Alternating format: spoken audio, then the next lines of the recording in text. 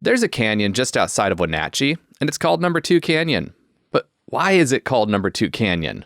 We'll explore that in a minute, but one thing that's not number 2 about this canyon is the quality of the trails named after it. Those are number 1 in magnificence. The trails we rode on this ride that netted us 2,000 feet of climbing over 11.1 miles were Wagmore, Stairway to Heaven, part of the Twin Peaks Road so that we could avoid Sofa Kingdom, Eye Candy, Sundance, Double D's, and finally Community Property because some of us had a 5-hour drive back home to Vancouver in front of us. Just me and Greg. Anyway, we had to skip over Sundance. Didn't have a lot of time. The footage you're seeing here is from the new parking lot that is going to be opened shortly. Wagmore is a half-mile long connector trail that hooks the new parking area to Stairway to Heaven. It's a pretty classical east side of the Cascades bench trail in that it's not too rocky and is, in fact, pretty smooth by west side standards. Like, imagine if the trails in Bend were more interesting. And that's a pretty good description of this trail. Alas, my full suspension bike was broken this weekend, so I was on my hardtail, and in spite of that, it made little to no difference. I felt like my mid-fat hardtail was plenty for this entire ride. It was the perfect bike. This intersection right here, by the way, is where Stairway to Heaven starts. Now, Dave Dunnell, the guy riding in front of me here and showing us around, told me that building this trail was a 4-year undertaking between him and a guy named Matt, who built the other 70% of this trail. They kind of started from 2 different directions when building this and then met in the middle, like a much smaller and much more fun version of the Continental Railroad. One place where you can meet me is over on patreon.com/voiceovertrails, where you can contribute to this trail reviewing project if you feel like you're getting use out of these reviews. Stairway to Heaven kind of just switchbacks its way up the hill like this. One of the things that really stuck out to me about this trail is how thoughtfully it was built. It follows the contours of the mountain flawlessly, and that makes for a rewarding and pleasant climb. I have no idea what this place rides like in the summer, but I imagine it's pretty hot. But in October, this wide open Ponderosa forested grassland was just ideal in all the best possible ways. The forest around here is actively managed with fire and selective thinning, and the results of that management are clear. This place is beautiful. The trees are really quite lovely. Just look at how nicely benched this trail is in here through the thicker stands of trees as it threads in and out of the drainages. I really loved how this trail winds in and out of the best parts of this forest. I could rave about this for a long time, but then you'll be stuck watching this video forever and eventually you've got to go on and do something else. So I'll move on. Right here is where the original work on the Stairway to Heaven trail meets the most recent build work on the Stairway to Heaven trail. They're both, yeah.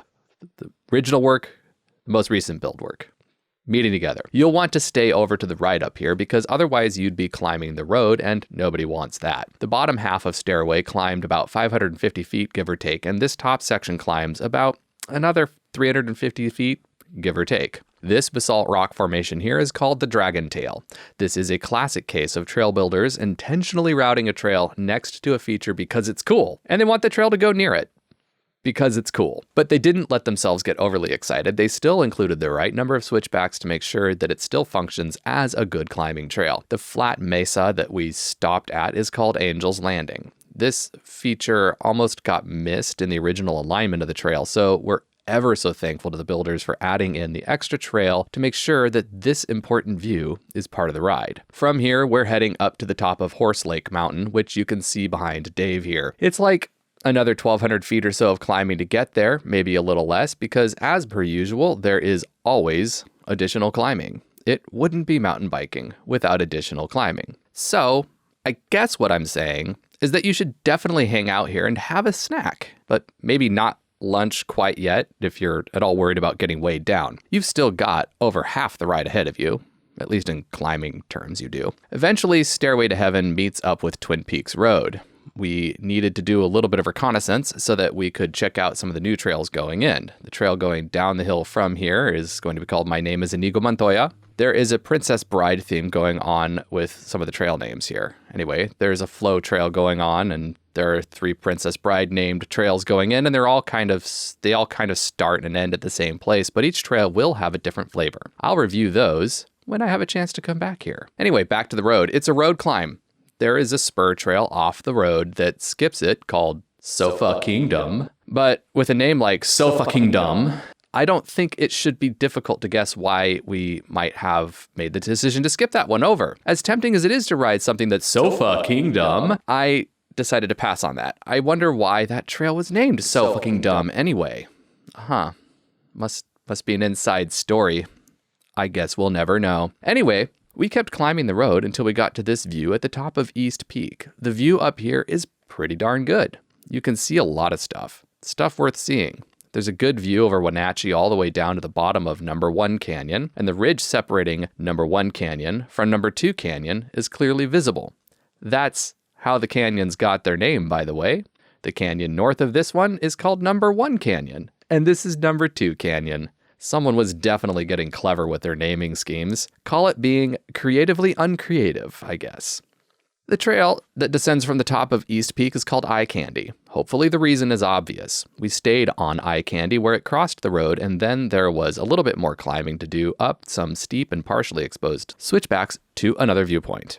Some people in our group skipped East Peak and just went this way straight to the other viewpoint. And honestly, both are valid options. The view here is pretty good. You can see all the major ridges along the Cascades, like the backside of the Enchantments, Icicle Ridge, etc., etc. The other trail that ends at the top is Sundance, which is the trail we descended. This trail is so well designed and executed that it just feels remarkably straightforward to ride it. There are berms everywhere they're needed, and it doesn't try to do anything a trail on this terrain shouldn't try to do. That's what I really ended up appreciating about this trail system, is how the trails are built in harmony with the contours of the landscape and the soil that it holds. West Side Chunder Nar is only an hour drive west of here, so if you want that, then go there. My hardtail has very short chain stays, which makes it snappy and agile around the turns, and it was perfect for this trail. Honestly, there really wasn't anywhere that I felt I needed more bike than I had, and that kind of surprised me. This is the kind of descent you do when you just want to enjoy the ride down and soak in the landscape along with the scenery. There's just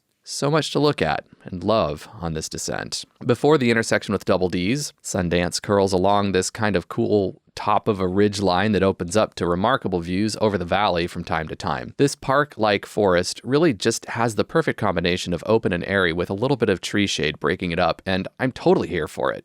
If you've got the time, when you get to this intersection, you should continue on Sundance all the way to the other end of the trail system. But if you're running short on time, then take Double D's to Easy Monday and then Community Property to quickly return to the car. It was a Sunday afternoon, the sun was setting, and I wanted to see Eastern Washington in the daylight on my drive home, so I opted for the shortcut to the car. There isn't a ton more to say about Double D's, Easy Monday, or Community Property, and that's a good thing in this case. They're just 3 more awesome trails that continue the same motif of well-built, well-designed, accessible, and fun East Side trail. None of these trails try to be something they're not. None of these trails tries to do something other than what the landscape dictates. When you get to this intersection, turn left onto Easy Monday. I did like how Easy Monday kind of just opens up onto the meadows as the terrain flattens out. The grass gets taller in here, and there's just a different flow and flavor to everything. It looks like the forest is working on taking this meadow back after it was converted to agriculture 100 years ago, and shockingly, that didn't work out so well in such a dry area. Agriculture in the desert, huh? Who'd have thought that'd be difficult? The Ponderosas are slowly winning this battle, but for now, it still looks like a grassy meadow. So this trail system is just lovely. A charming experience from top to bottom. I dare say that this is probably the most thoughtfully designed trail system I've ever ridden. Well, at least the parts of it I rode were thoughtfully designed. I definitely felt like sticking around in Wenatchee for the group ride on Sunday was the right decision. The beautiful drive home through the October sunlight was just an extra little treat. So, if you find yourself in Central Washington, don't miss Number 2 Canyon.